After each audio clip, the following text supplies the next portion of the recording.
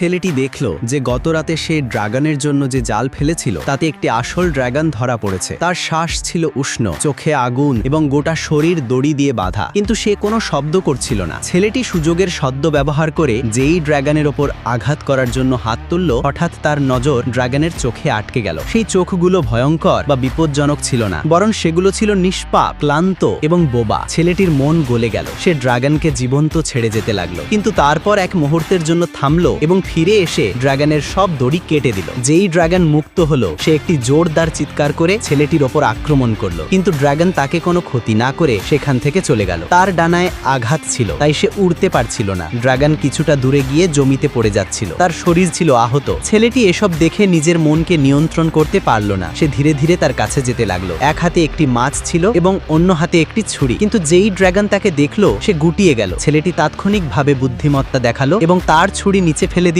যাতে ড্রাগন বুঝতে পারে যে সে শত্রু নয়, বন্ধু হয়ে এসেছে। তারপর সে তার সামনে মাছ রাখলো। ড্রাগন এক মুহূর্তের জন্য সেটিকে দেখলো এবং তারপর সঙ্গে সঙ্গে গিলে ফেললো। সম্ভবত কয়েকদিনের ক্ষুধার্ত ছিল। তখনই ছেলেটি দেখলো যে তার লেজের অর্ধেক অংশ কাটা ছিল, যার কারণে সে উড়তে পারছিল না। ছেলেটি বাড়িতে পৌঁছেই কাজে লেগে গেল। সে শক্ত চামড়ার একটি বিশেষ টুকরো বানালো, যা হুবহু ড্রাগনের কাটা লেজের মতো দেখতে ছিল। পরের দিন সে আবার মাছ ভর্তি থলে নিয়ে সেই জায়গায় পৌঁছলো। সে সব মাছ ড্রাগনের সামনে ফেলে দিল। যখন সে মজার সঙ্গে মাছ খাওয়ায় ব্যস্ত ছিল, তখন ছেলেটি চুপিসারে তার পেছনে আসলো এবং দ্রুত সেই নতুন লেজটি তার সাথে জুড়ে দিল। যেই লেজটি সম্পূর্ণ হলো, ড্রাগন একদম লাফিয়ে বাতাসে উঠতে লাগলো। ছেলেটিও তার লেজে বসেছিল, কিন্তু ড্রাগন বেশিক্ষণ উঠতে পারল না এবং নিচে পড়ে গেল। সম্ভবত কিছুটা ঘাটতি এখনো বাকি ছিল। পরের দিন ছেলেটিকে প্রশিক্ষণের জন্য একটি ড্রাগনের সাথে লড়তে হবে। অ্যারেনায় তার বাকি বন্ধুরাও সাথে ছিল, যারা খুব ভয় পেয়েছিল, কিন্তু ছেলেটি একেবারে শান্ত ছিল, কারণ সে জানতো যে ড্রাগনদের কিভাবে নিয়ন্ত্রণ করতে হয়। তখনই ড্রাগন আক্রমণ করলো, কিন্তু ছেলেটি এক জায়গায় দাঁড়িয়ে রইল। এটা দেখে ড্রাগন ভয় পেয়ে গেল এবং পেছনে সরতে লাগলো। কিছুক্ষণ পরই সে আবার ঘরের ভিতরে চলে গেল এবং যেই সুযোগ পেল, সে সঙ্গে সঙ্গে দরজা বন্ধ করে দিল।